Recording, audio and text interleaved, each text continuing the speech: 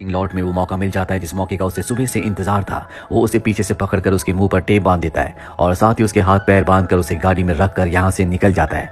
दरअसल कैथी को उसने किडनैप कर लिया है और अब वो उसे अपने घर ले जा रहा है। रॉबर्ट का घर शहर से बहुत दूर सुनसान इलाके में होता है। वो कैथी को अपने घर मिलाकर उसे 10 बाई 10 यानी कि 10 फीट लंबे और 10 फीट चौड़े कमरे में रख देता है। ये कमरा पूरी तरह से साउंड प्रूफ है, साथ ही अगर कोई बाहर से देखे तो उसे पता ही नहीं चलेगा कि यहाँ पर कोई कमरा है। इस कमरे को इसी तरह से बनाया गया था। रॉबर्ट कैथी को वहां पर छोड़कर निकल जाता है। कैथी किसी तरह से अपने मुंह की टेप खोल लेती है। वो देखती है कि ऊपर एक वेंटिलेशन विंडो है जहां से वो चिल्लाना शुरू कर देती है।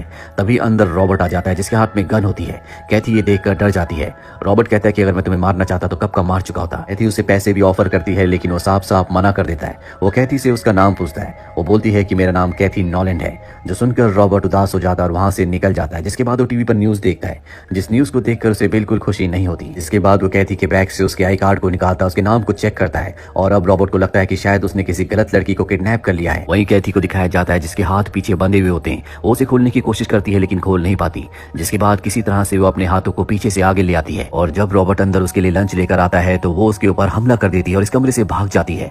लेकिन बाहर जितने भी कमरे होते हैं सबके दरवाजे बंद है, यानी कि इस घर से निकलना इतना आसान नहीं है। वहां पर लैंडलाइन भी होता है जिससे वो हेल्पलाइन पर कॉल करने की कोशिश कर ही रही होती है कि रॉबर्ट दूर से गोली चलाकर फोन को डिस्ट्रॉय कर देता है। उसे अब समझ में आ चुका है कि वो यहाँ से इतनी आसानी से नहीं निकल सकती। रॉबर्ट अब डाइनिंग टेबल पर बैठ जाता है जहाँ पर उसने कैथी के लिए लंच भी रखा होता है। वो कैथी से कहता है कि आओ और बैठ जाओ। कैथी वहां पर बैठती है। रॉबर्ट के चेहरे पर कोई भी एक्सप्रेशंस नहीं होते। वो सिर्फ कैथी से एक ही बात पूछता है कि तुम्हारा नाम क्या है। कैथी उसे फिर वही जवाब देती है कि मेरा नाम कैथी नॉलैंड है, जो सुनकर रॉबर्ट को बिल्कुल भी अच्छा नहीं लगता और अब उसे गुस्सा भी आने लगता है। इसीलिए कैथी के ऊपर हमला करने जाता है लेकिन कैथी उसी के ऊपर हमला कर देती है। ये दोनों एक दूसरे से लड़ी रहे होते हैं कि तभी रॉबर्ट के घर की डोरबेल बजती है। दरअसल अब उसके घर पर काम करने वाली लेडी बाहर खड़ी है। रॉबर्ट इसीलिए कैथी को बेहोश करके एक बार फिर से उसी 10 बाई 10 कमरे में वापस रखकर बाहर आ जाता है। यहाँ उसके घर पर काम करने वाली लेडी अब अंदर आ चुकी है। वो देखती है कि पूरा घर बिखरा हुआ है, कई चीजें टूटी हुई है। रॉबर्ट कहता है कि आज मुझे तुम्हारी जरूरत नहीं है, तुम चले जाओ। वो उससे पूछती है कि घर को क्या हुआ और रॉबर्ट उसकी बात का कोई जवाब नहीं देता। दरअसल वो उस लेडी को छुट्टी देना भूल गया था। उस लेडी के जाने के बाद वो अपने घर को ठीक करता है। साथ ही उसे और कैथी को चोट आई होती है इसीलिए उसके घाव पर मरहम पट्टी करता है। लेकिन कैथी बड़ी चालाकी से उसके मोबाइल को चुरा लेती है और जब रॉबर्ट उसे 10 बाई 10 के कमरे में छोड़कर चला जाता है तो वो उससे पुलिस को कॉल करने की कोशिश करती है।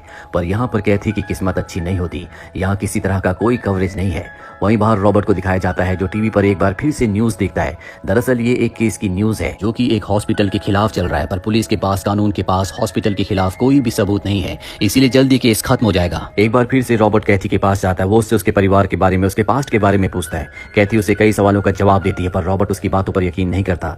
वो कहता है कि मैं तुम्हारे बारे में सब कुछ जानता हूँ, मैं तुम्हारे मुंह से सुनना चाहता हूँ। कैथी समझ जाती है कि अब उसके पास कोई भी रास्ता नहीं है, उसे रॉबर्ट को सब कुछ बताना पड़ेगा। वो बताती है कि मेरा नाम कैथी नहीं बल्कि नटालिया है। मैं पास्ट में एक नर्स थी पर मेरी जिंदगी में कुछ ऐसा घटा जिस वजह से मुझे अपना नाम, हुलिया, पहचान सब कुछ बदलना पड़ा। रॉबर्ट कहता है कि मुझे सब कुछ पता है। तुम्हारी एक जुड़वा बहन थी, तुम्हारे पिता ने एक चीयर लीडर के लिए तुम्हारी मॉम को धोखा दिया था। जो सदमा तुम्हारी जुड़वा बहन बर्दाश्त नहीं कर पाई और उसने अपनी जिंदगी खत्म कर ली। तुम्हारी जुड़वा बहन का नाम कैथी था और उसी के नाम से तुम अब रह रही हो। इसके बाद रॉबर्ट वहां से निकल जाता है और टीवी पर अपनी फैमिली की फुटेज देखता है। रॉबर्ट की गोद में एक बच्चा होता है जो देखकर साफ साफ पता चलता है कि रॉबर्ट का ही बच्चा है। वहीं हमें कैथी यानी कि नटालिया को दिखाया जाता है जिसके पास अब भी रॉबर्ट का मोबाइल है और वो उस मोबाइल से पुलिस को कॉल करती है और मोबाइल को विंडो के पास ले जाती है। इस बार पुलिस को कॉल लग जाता है। वो पुलिस को अपना नाम और रॉबर्ट की कार के बारे में बताती है लेकिन किस्मत एक बार फिर से उसका साथ नहीं देता। इससे पहले कि वो पुलिस को और भी डिटेल्स देती, कवरेज कम होने की वजह से फोन डिस्कनेक्ट हो जाता है। वहीं रॉबर्ट एक बार फिर से कैथी यानी कि नटालिया के पर्स को चेक करता है। वो देखता है कि उसमें फोन नहीं है। वो समझ जाता है कि फोन उसी के पास है, इसीलिए उसके कमरे में आता है और उससे फोन वापस हासिल करके उसके फोन को डिस्ट्रॉय कर देता है। और अब रॉबर्ट उससे साफ साफ पूछता है कि तुम कौन से हॉस्पिटल में नर्स थी। वो कहती है कि एंजल्स नर्स में। रॉबर्ट कहता है कि आज से कुछ साल पहले वहां पर तुम्हारी ऑब्जर्वेशन में 3 पेशेंट्स की मृत्यु हो गई थी, जिसका केस आज भी चल रहा है। हालांकि हॉस्पिटल वाले साबित करने की कोशिश कर रहे हैं कि वो नेचुरल डेथ थी, लेकिन मैं जानता हूं कि हॉस्पिटल की वजह से उनकी डेथ हुई थी और उन 3 लोगों में एक मेरी वाइफ भी थी। दरअसल रॉबर्ट जिस केस को बार बार टीवी पर, न्यूज पर देख रहा होता है वो यही केस होता है जो आज भी चल रहा है। नटालिया कहती है कि इसमें मेरी कोई भी गलती नहीं है, अगर मेरी गलती होती तो आज मैं जेल में होती, मैं आजाद नहीं होती। पर रॉबर्ट जानता है कि ये किसी न किसी की गलती है। वो कहता है कि मेरी पत्नी की 1 हफ्ते पहले सारे रिपोर्ट्स बहुत ही अच्छे आए थे, जबकि मेडिकल रिपोर्ट में लिखा गया था कि मेरी पत्नी की मृत्यु किडनी फेल और दूसरे ऑर्गन्स फेल होने की वजह से हुई है। ऐसा नहीं हो सकता था, वो कभी अल्कोहल तक नहीं पीती थी। साथ ही जब मैं उसकी बॉडी के पास गया तो उसकी उंगली में वेडिंग रिंग नहीं थी। मेरी पत्नी कभी भी वेडिंग रिंग नहीं उतारती थी। ये सब कहकर वो बाहर चला जाता और एक बार फिर से अपनी पत्नी और अपने बच्चे के वीडियो को देखता है। अब वो अपना आपा खो बैठता है। वो वापस अंदर आता है और वो नटालिया को कहता है कि अगर तुमने सच नहीं बताया तो मैं तुम्हें मार दूंगा। नहीं, अगर जिंदा रहना है तो तुम्हें सच बताना होगा। नटालिया बुरी तरह से डर जाती है और वो एक्सेप्ट करती है कि मैंने ही तुम्हारी पत्नी और बाकी 2 पेशेंट्स को मारा था। रॉबर्ट पूछता है कि तुमने ऐसा क्यों किया। नटालिया बताती है कि जब मैं छोटी थी तो मेरे पिता हमें छोड़कर चले गए थे, जिसके बाद सोसाइटी ने हमें आउटकास्ट कर लिया। इसके बाद मेरी सिस्टर ने अपनी जिंदगी खत्म कर ली और तब से मुझे ऐसे लोगों से नफरत हो गई जो अपने चाहने वाले अपने परिवार वालों को धोखा देते हैं। मैं हॉस्पिटल में जब नर्स थी तो वहाँ तुम्हारी पत्नी को एडमिट किया गया था। जल्दी मुझे पता चल गया कि तुम्हारी पत्नी का एक्स्ट्रा मैरिटल अफेयर है, वो तुम्हें धोखा दे रही है। इस बात को मैं बर्दाश्त नहीं कर पाई। मुझे अपनी जिंदगी का अतीत याद आ गया, इसीलिए मैंने उसे मार दिया। दूसरे पेशेंट जिसको मैंने मारा उसकी 2 पत्नियां थी, ये भी मुझे गलत लगा। तीसरी पेशेंट जिसे मैंने मारा था वो दरअसल पुलिस को झूठ बोलती थी कि उसने जो अपने पति से एलिमनी ली है उसके लिए वो उसे टॉर्चर करता है। और इसी तरह से मैंने 3 पेशेंट्स को मार दिया, पर मेरे खिलाफ कुछ भी साबित नहीं हो पाया, इसीलिए मुझे जेल नहीं हुई। रॉबर्ट ये जानकर पूरी तरह से हैरान और परेशान होता है कि उसकी वाइफ उसे चीट कर रही थी, उसका किसी और के साथ अफेयर था। वो इस बात पर बिल्कुल भरोसा नहीं करना चाहता, इसीलिए उस जगह से बाहर आ जाता है और एक बार फिर से रिकॉर्डेड वीडियोस को देखना शुरू कर देता है। और वीडियो की एक क्लिप में देखता है कि उसकी पत्नी को किसी का कॉल आता है। उसकी पत्नी उस कॉल को बिना किसी एक्सप्रेशन के देखती है और कट कर देती है, जिसका मतलब ये है कि हो ना हो उसकी पत्नी का किसी के साथ अफेयर था, यानी कि वो उसे धोखा दे रही थी। रॉबर्ट इस बात से बहुत ज्यादा इमोशनल हो जाता है, इसीलिए वो बाहर जाता है। तभी वहां पर पुलिस आ जाती है, क्योंकि नटालिया ने अंदर से पुलिस को कॉल किया था, इसमें उसने रॉबर्ट के बारे में उसे बताया था और रॉबर्ट की गाड़ी के नंबर से पुलिस यहाँ तक पहुंच जाती है। पर रॉबर्ट पर शक होने के बावजूद वो रॉबर्ट को गिरफ्तार नहीं कर पाती, क्योंकि रॉबर्ट के आसपास कोई भी ऐसा सबूत नहीं होता कि उसी ने नटालिया को किडनैप किया है। वहीं नटालिया को दिखाया जाता है जो कमरे के अंदर होती है। वो देखती है कि नीचे एक टाइल थोड़ा सा लूज है, वो किसी तरह से उस टाइल को निकालती है। और अब रॉबर्ट एक बार फिर से उसके पास आता और कहता है कि भले ही मेरी वाइफ मुझे धोखा दे रही थी, लेकिन तुम्हें कोई हक नहीं था कि तुम 3 लोगों की जान लो। तुम्हें अपने आप को पुलिस के हवाले करना होगा।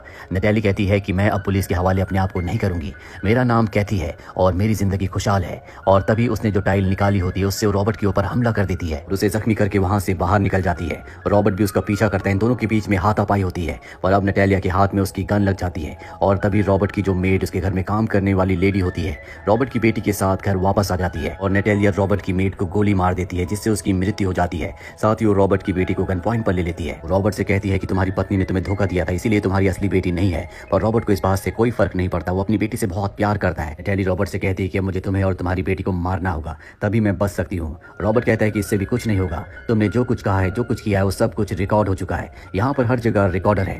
ये सुनकर वो घबरा जाती है। इस बात का फायदा उठाकर रॉबर्ट की बेटी उसके हाथ पर काट कर वहां से भाग जाती है। रॉबर्ट को भी मौका मिल जाता है और नटाली के ऊपर हमला करके उसे बेहोश कर देता है। और जैसे ही वो कुछ आगे जाता है नटाली एक बार फिर से खड़ी हो जाती है, इसीलिए उसे उसके कंधे पर शूट करना पड़ता है। इसके बाद वो अपनी बेटी के पास जाता है। वो अपनी बेटी को और साथ ही उस पेन ड्राइव को जिसमें सब कुछ रिकॉर्ड है उसे लेकर अपने गराज में जाता है। और इससे पहले कि वो यहाँ से निकलता, नटाली एक बार फिर से वहां पर आ जाती है, जिसके पास गन भी है। वो उस गन से उसे शूट करती है, पर उसकी किस्मत अच्छी होती है कि गन में गोलियां नहीं होती और एक बार फिर से रॉबर्ट और नटाली के बीच में हाथापाई होना शुरू हो जाती है। मौके का फायदा उठाकर रॉबर्ट की बेटी यहाँ से भाग जाती है और तभी यहाँ नटाली को दिखाया जाता है जिसने रॉबर्ट को पूरी तरह से ओवरपावर कर दिया है। पर इससे पहले कि वो उसे मारती, रॉबर्ट बड़ी चालाकी से गराज के दरवाजे को शटर को नीचे डाउन कर देता है, जिससे नटाली उसमें दबकर बेहोश हो जाती है। इसके बाद रॉबर्ट की बेटी भी घर से बाहर आ जाती है। दरअसल वो पुलिस को कॉल करने के लिए गई थी और अपने पिता के गले लग जाती है। अब यहाँ पर पुलिस भी आ चुकी है और रॉबर्ट के पास नटाली के खिलाफ सारे सबूत हैं कि उसी ने हॉस्पिटल में 3 लोगों को मारा था, जिससे उसे अब सजा होगी। इसी के साथ ये फिल्म, ये कहानी यहीं पर खत्म हो जाती है। उम्मीद करते हैं कि ये कहानी आपको पसंद आई हो।